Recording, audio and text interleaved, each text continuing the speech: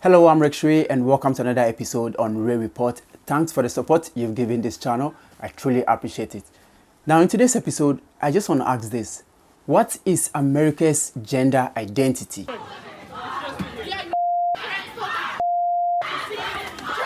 just me. I'm good. I'm good. I'm good.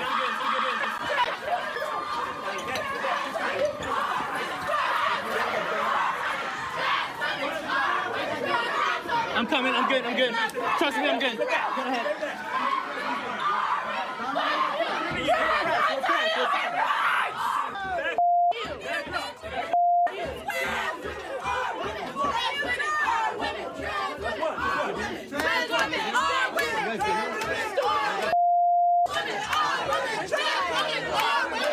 LGBTQI plus kids are resilient. They are fierce, they fight back, they're not going anywhere. America is one of the greatest countries in the world, and God has favored and blessed this country to a level that no country compares to America. Why so? Simply because America was founded on godly principles by God-fearing men. The Bible made it clear to us that Psalm 23 verse 12 says, "Blessed is the nation whose God is the Lord." What was true of Israel in the Bible was true of America as well, because the founders of America stayed in covenant with God. Ronald Reagan, the 40th president of America, once said, and I quote, "If we ever forget that we are one nation under God, then we'll be a nation gone under." On July 30th, 1956, America adopted a resolution, "In God We Trust," as the national slogan, which will be placed on its currency. So when you take a look at the American dollar, you clearly see the inscription at the back of the currency, boldly written, "In God We Trust." Why is this so? Because Americans believe at the time that the economic and political prosperity of the nation is in the hands of God. So clearly you could see that America has dominated in everything. Its currency is one of the greatest in the world. America has become the greatest nation on the face of the earth. True or false? Of course it is true. But today, it seems America is forgetting the source of its blessings. Certain actions, stands, and policies by the American government today clearly are not in line with what the founding fathers and principles America believes in. What is the gender identity of America today? As an American, are you worried about the current state of your country's gender identity? America today is identified with lesbianism, gay, transgender, bisexual, queer, asexual, just name them. Men are dressing up as women, women are dressing up as men. Now, if trans women are saying they are women, so if the likes of Erling Haaland, Kylian Mbappe, Cristiano Ronaldo, Leo Messi, Neymar, just name all these great footballers who now says that we want to be women, we want to dress like women, we want to be treated like women. So would they be allowed to participate in women games?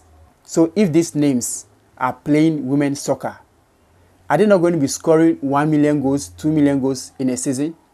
And so would that be fair to the people who are real women also participating in said games? Of course, that would be a cheat. Children with mental health are being told they have mental health because they do not know what sex they belong to, whether male or female. Is changing one's sex going to heal the mind? Of course, no, that is not true. Although the majority of Americans are not happy with what is happening, they have nothing to say. The government is just pushing this on them. The new American culture is making parents to raise kids the way the kids want to be raised, and not the direction and guidance of their parents. There was a shooting incident in Nashville in the United States of America where a trans group shot Christian school children, and most of the sympathy is for the shooter and not the murdered children. How possible is this? What is happening in America? Now listen to what the White House press secretary said about the incident. 14 states have now banned gender-affirming healthcare, while some of these laws are currently blocked by courts. This is a dangerous attack. This is awful news. Let's be very clear about that. LGBTQI plus kids are resilient. They are fierce, they fight back, they're not going anywhere, and we have their back. This administration has their back. Did you hear that?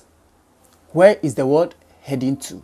Now in Canada, a bill is being passed that will ban speeches that offend transgender.